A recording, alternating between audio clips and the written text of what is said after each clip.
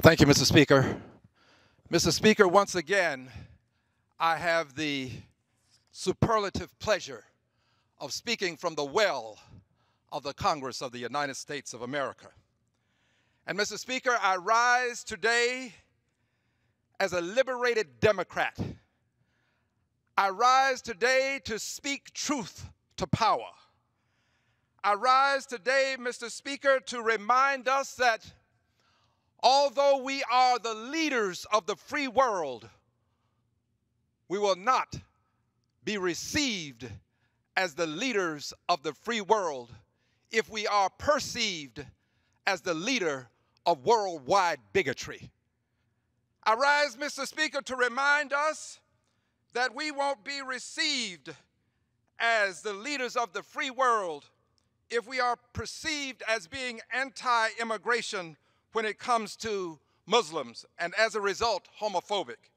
We won't be received as leaders of the free world if we are perceived as homophobic because we are anti-transgender.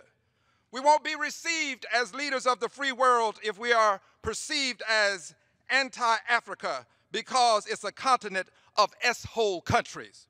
And we'll be perceived, quite frankly, and received as racist if we do so.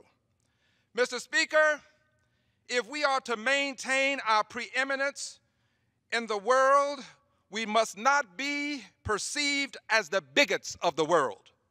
And Mr. Speaker, the solution can be an election in 2020, or it can be impeachment tomorrow.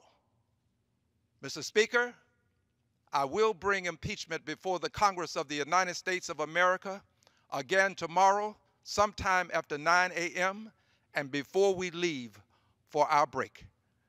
Mr. Speaker, history is watching. We will be judged by our actions. Time will tell. I will be on the right side of history. I yield back the balance of my time.